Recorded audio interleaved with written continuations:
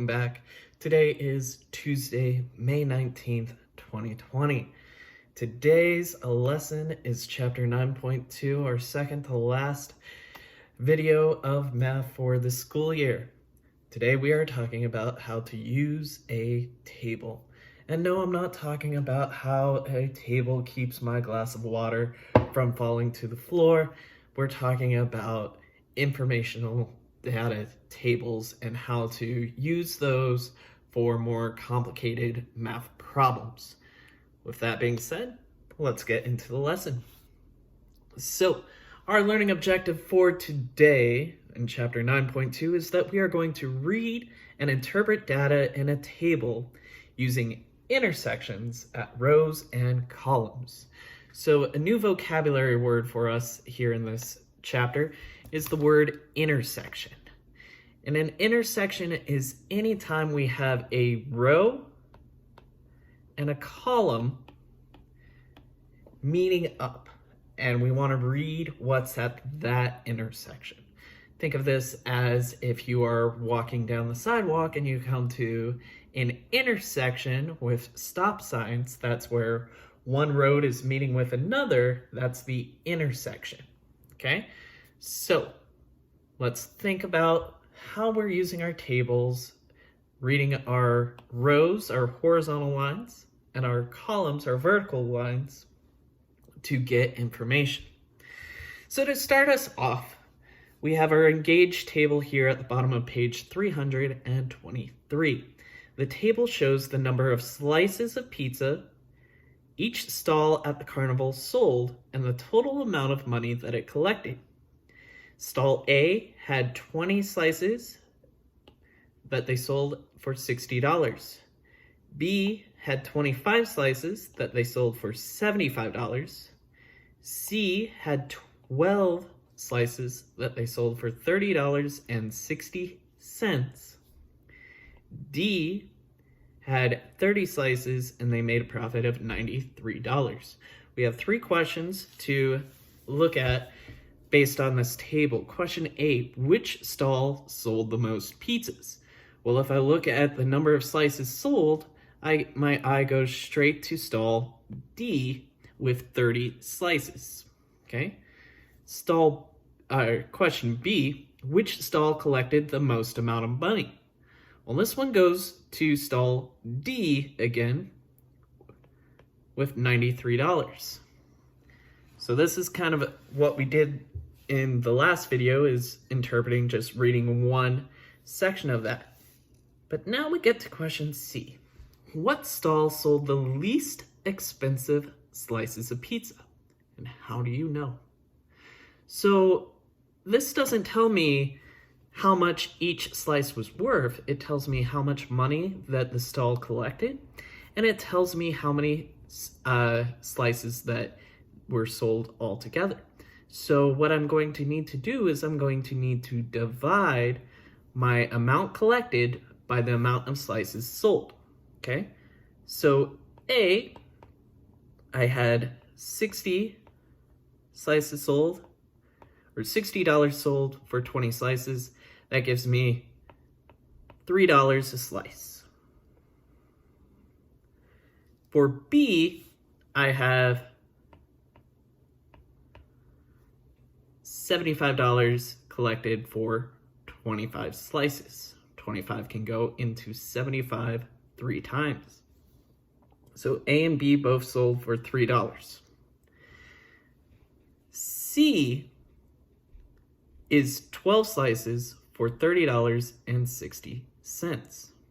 Okay, so here, that's a little more complicated of division, but if I'm thinking of multiplication, I know that 12 times 3 would be $36. This is $30.60. So I can put a marker that this is less than 3. And lastly, D, again, that's 30 going into 93. That doesn't add up quite exactly doing divisions. But if I think, and I think to myself, 30 times 3, that would be 90. They made $93. They're charging more than $3. So it's not asking to find the exact price, it's just to determine who had the least. And the least was stall C. Stall C sold for the least amount of money. They're less than $3. Okay?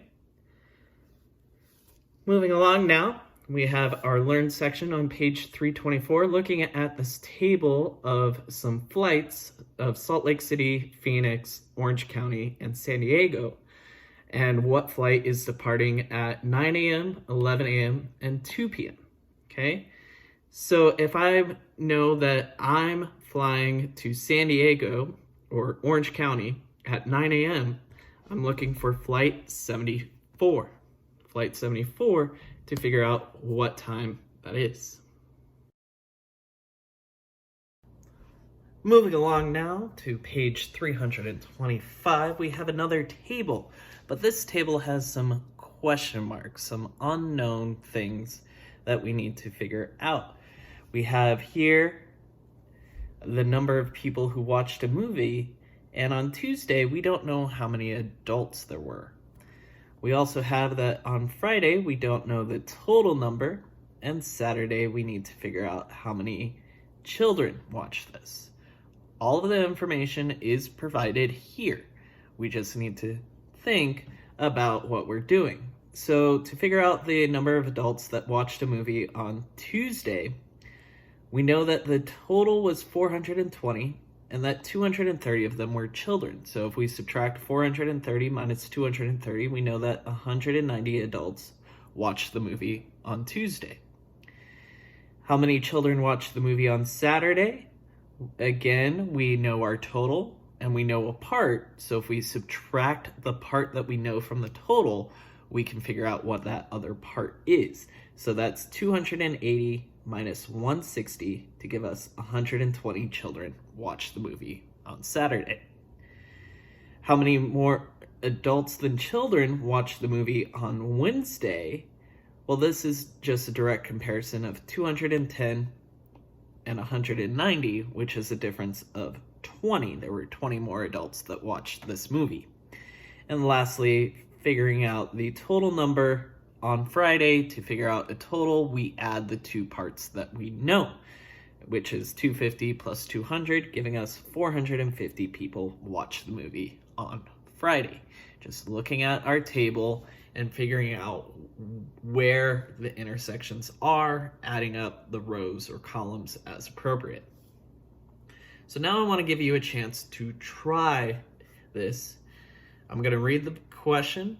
You're going to pause the video, try it on your own. This is page 326 in your workbook. So, the number of medals won by top-ranking countries in the 2018 Winter Olympics held in South Korea is recorded in this table. You have Norway, Germany, Canada, and the United States. You need to figure out, 1, how many gold medals the United States won. 2, the total number of medals Canada won. How many fewer medals Germany won than Norway? Who had the same number of silver medals? And where the number 7 can be found. So take a moment, pause the video, give this a try.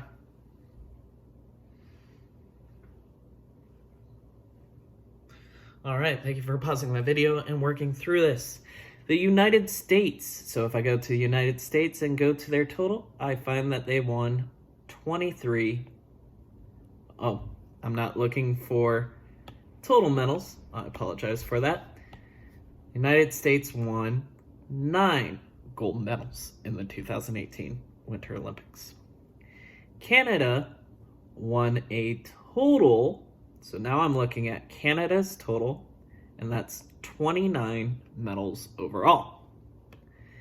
Germany and Norway, Germany had 31, Norway had 39, so it had 8 fewer. 39 minus 31 is 8. All right, the same number of silver medals. If I go to this column of silver, I see that both Canada and the US had 8. Canada and the US won the same number of silver medals. The number of 7 is found here. Bronze and Germany, the intersection of Germany and bronze. Okay. Moving on, we've got another practice one. I'll read the problem. You'll pause the video, give it a shot. A food court surveys customers to find out which type of food is most popular among 3 age groups. The foods we have are fast food, Italian, Mexican, and Chinese. We have the age groups under 12, from 12 to 18, and over 18. 5 questions for this. Number 6, the least number of customers under 12 like what food? 7, the greatest number of customers over 18 like this food. 8, the difference between the number of customers under 12 who prefer Italian food to Mexican food is. 9, the difference between the number of customers in the 12 to 18 age group who prefer fast food to Chinese food is. And 10, the number of customers over 18 who prefer Mexican and Chinese food is blank altogether. Pause the video, work through the problems.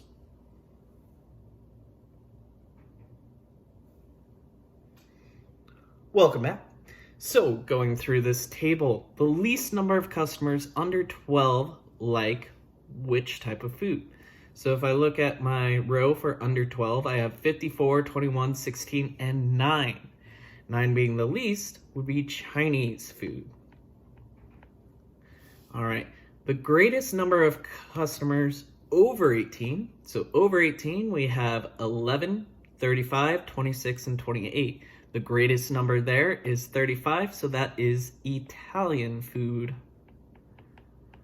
The difference between the number of customers under 12 who prefer Italian food, so under 12, Italian food to Mexican food, I have a difference of 21 minus 16, which is a difference of 5, so 5 more people prefer Italian food over Mexican food. Number 9, the difference between the number of customers in the 12 to 18 age group who prefer fast food to Chinese food. So for this one, I'm looking at from 12 to 18, and I'm comparing fast food at 34 and Chinese food at 13.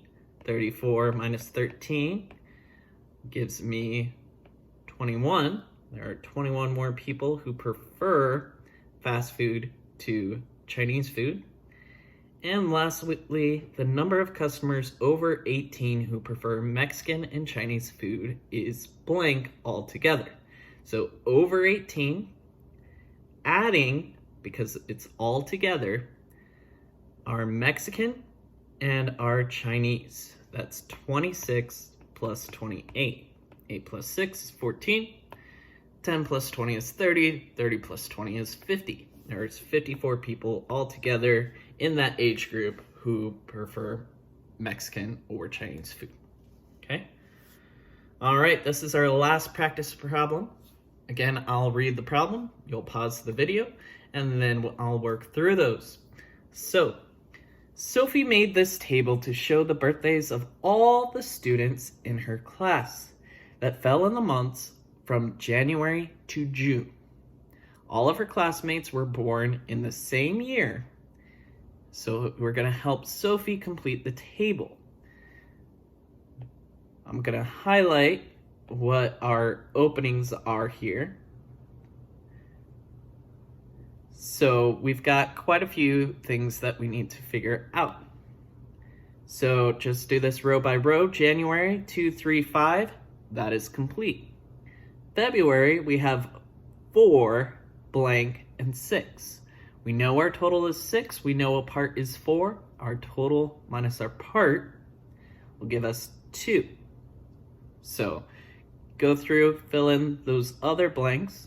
I'll do this after the pause break. The questions we need to answer. 11. How many classmates were born in May and June? 12, how many classmates were born in these 6 months? What's our overall total? Which month has the greatest number of birthdays? And 14, Sophie is the youngest among those born in March. A, how many of her classmates born from January to June are older than Sophie? And B, how many of them are younger than Sophie? Take a moment now, pause the video. I'll get right back to this.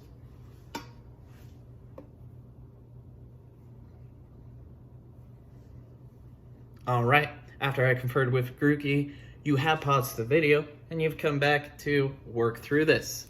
So, filling in our gaps, March, the number of boys is 1. April, we'll have 0 girls because it's 5 and 5. May, we'll have a total of 6. June, the boys' number is 4. Now I need to add up my totals. So just going down my column, starting with number of boys. 2 plus 4 is 6. Plus 1 is 7. Plus 5 is 12. Plus 4 is 16. Plus another 4 is 20. 20 total boys in that group.